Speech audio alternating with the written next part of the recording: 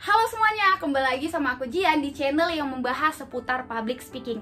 Di video kali ini sesuai dengan judul, aku bakal presentasi lagi nih. Presentasi kali ini mengenai demokrasi parlementer, dimana kalian akan presentasi mengenai hal ini.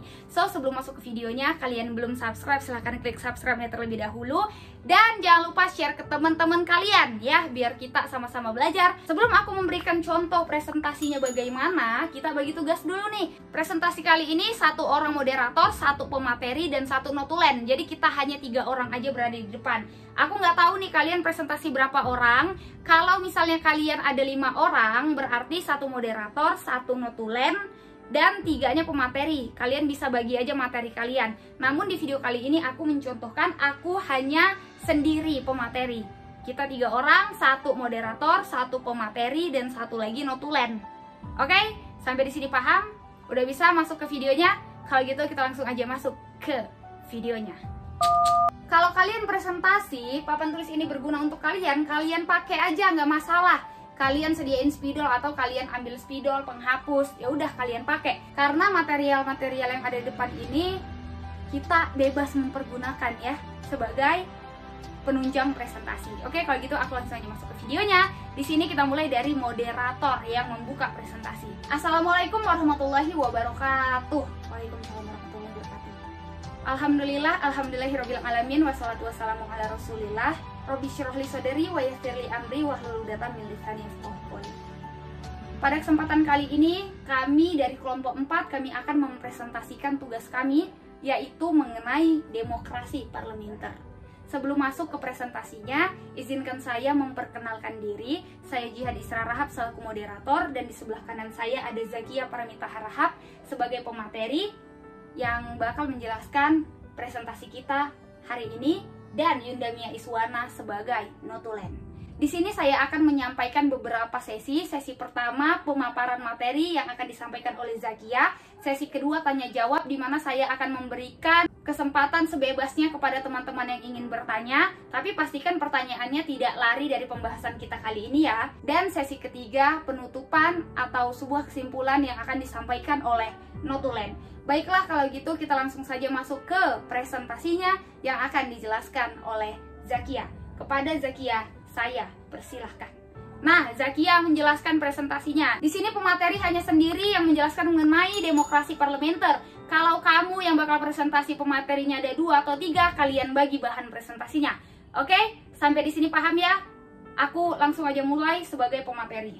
Baik, saya Zakia, saya akan menjelaskan mengenai sistem pemerintahan parlementer atau demokrasi parlementer. Sebelum kita masuk ke presentasinya mengenai sistem parlementer, kita harus tahu dulu nih, ada berapa sih sistem pemerintahan yang pernah dipakai di Indonesia? Ada berapa sih sistem pemerintahan yang pernah dipakai di Indonesia? Bukti empirik Indonesia adalah negara Indonesia sebagai negara demokrasi. Dan hal ini bisa dilihat dari alur sejarah politik di Indonesia. Nah, sistem pemerintahan pertama di Indonesia namanya revolusi, di mana ini dimulai dari tahun 1945 sampai 1949. Pemerintahan revolusi ini adalah sistem pemerintahan pertama ketika Indonesia bebas dari masa penjajahan pada saat itu. Setelah revolusi dilanjutkan oleh sistem pemerintahan namanya demokrasi parlementer atau sistem pemerintahan parlementer yang dimulai dari tahun 1949 sampai tahun 1959. Tidak hanya selesai pada sistem pemerintahan parlementer, namun dilanjutkan dengan demokrasi terpimpin. Lalu tidak hanya sampai di demokrasi terpimpin, dilanjutkan masa Orde Baru.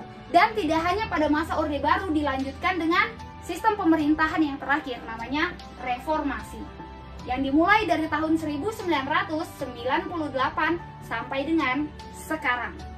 Dan sekarang negara Indonesia, negara kita, menjalankan sistem pemerintahan yang namanya reformasi. Namun pada kesempatan kali ini kami khusus membahas mengenai demokrasi parlementer.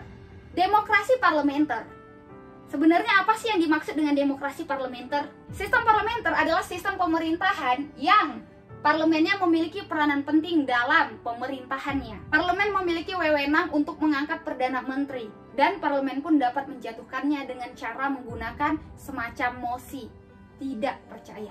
Sistem pemerintahan parlementer memiliki seorang presiden, dan Perdana Menteri. Artinya tidak hanya presiden. Kalau sekarang Indonesia, presidenlah yang menjalankan sistem pemerintahan. Namun pada masa parlemen, presiden hanya sebagai simbol. Yang menjalankan pemerintahannya adalah Perdana Menteri. Nah, pada sistem parlementer, undang-undang mengalami perubahan selama 2 periode. Periode pertama, Undang-Undang Dasar 1945 diubah menjadi Konstitusi RIS, Republik Indonesia Serikat, yang mana jangka waktunya pada 27 Desember 1949 sampai 17 Agustus 1950. Jadi masa berjalannya kira-kira kurang lebih sekitar 8 bulan lamanya. Nah, Undang-Undang Dasar 1945 ini yang dulunya ketika kita sedang upacara bendera pada hari Senin ya, kita membacakan Undang-Undang Dasar Negara Kesatuan Republik Indonesia tahun 1945 dengan pembacaan dan pembawaan seperti ini ya. Pada saat kita upacara setiap hari Senin, kita membacakan dan mendengarkan yang namanya Undang-Undang Dasar 1945. Namun pada masa parlemen, undang-undang kita mengalami perubahan selama 2 kali. Diganti menjadi Undang-Undang RIS, Undang-Undang Republik Indonesia Serikat. Nah, kalian harus tunjukkan isi dari Undang-Undang Republik Indonesia Serikat itu. Kalian tunjukkanlah, misalnya kalau ada makalah atau PPT atau yang menunjang presentasi kalian ya, kalian tunjukin, atau kalian bisa share linknya, terus kalian bilang di halaman 3 kalian bisa lihat isi undang-undang RIS-nya. Seperti itu ya. Karena mereka juga harus tahu nih perbedaan isi undang-undangnya. Tapi kalau kalian nggak ada penunjang, ini bisa jadi pertanyaan audiens. Oke? Setelah itu undang-undang kita berubah kembali, yaitu Konstitusi RIS 1950 berubah menjadi Undang-Undang Dasar Sementara 1950. Undang-Undang Dasar sementara ini berjalan dari jangka waktu 17 Agustus ketika Indonesia alami kemerdekaan 1950 sampai 5 Juli 1959. Jadi dari 17 Agustus 1950 sampai 5 Juli 1959 kira-kira 9 tahun lamanya ya, sekitar 9 tahun lamanya kita menjalankan Undang-Undang Dasar Sementara 1950. Ini adalah undang-undang yang dipakai ketika kita Indonesia menjalankan sistem pemerintahan parlementer. Nah, apa aja sih ciri-ciri dari sistem pemerintahan parlementer atau ciri-ciri dari demokrasi parlementer? Yang pertama, kepala pemerintahannya adalah Perdana Menteri. Yang kedua, kepala negara adalah presiden. Yang ketiga, kekuasaan eksekutif presiden ditunjuk oleh legislatif.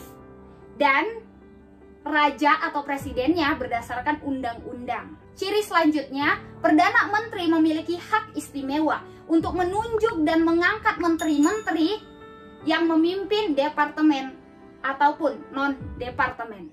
Nah, ini adalah beberapa ciri-ciri dari demokrasi parlementer.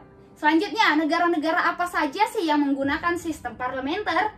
Di Amerika salah satunya ada Jamaika dan Kanada. Di kawasan Asia ada Thailand, Malaysia yang menggunakan sistem parlementer, India juga, dan di kawasan Eropa itu ada banyak sekali negara yang menggunakan sistem parlementer. Salah satunya ada Austria, Jerman, Italia, Irlandia, Islandia, Spanyol. Dan di kawasan Pasifik itu ada Australia, Papua Nugini, dan Selandia Baru.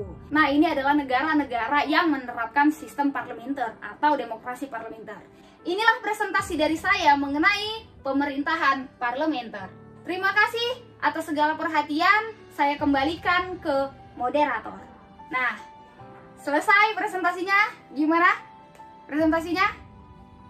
Kalian udah ngerti, udah paham ya? Kalau pemateri kalian banyak, kalian bisa bagi aja tugas aku, bagi-bagi yang menjelaskan mengenai sistem parlementer, terus pemateri 2 bisa menjelaskan ciri-ciri dan negara-negara apa saja. Kalau kalian ada 3 pemateri menjelaskan di luar dari penjelasan kalian, hal-hal yang berkembang lainnya. Nah, kalau pemateri kalian cuma satu, seperti aku sendiri, kalian bisa jelaskan ya seperti yang aku jelasin. Dan kalau kalian ada informasi tambahan, kalian boleh lanjutkan presentasinya ya. Inilah presentasi yang bisa aku sampaikan. Kalau gitu, lanjut si moderator untuk membuka sesi tanya jawab. Biasanya kalau presentasi mengenai sejarah banyak pertanyaan. Tapi biasanya kalian jangan takut lah.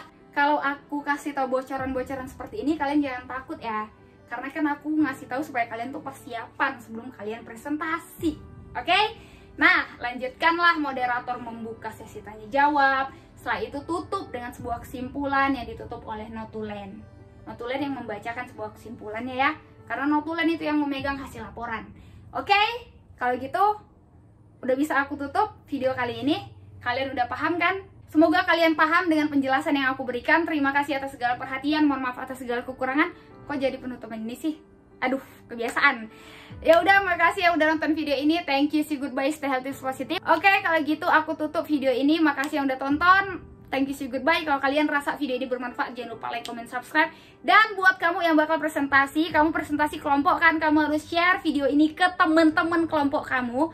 Biar kalian kompak dan bisa kerjasama. Oke, kalau gitu, makasih udah tonton. Thank you, so goodbye, stay always positive. Jangan lupa like, comment, subscribe, dan jangan lupa share video ini ke teman-teman kalian biar kita sama-sama belajar. Kalau kalian pingin kenal lebih dekat dengan aku, jangan lupa follow Instagram aku, Jihan Isra. Thank you, so goodbye, stay healthy, positive. Aku Jihan undur diri dulu. Bye-bye.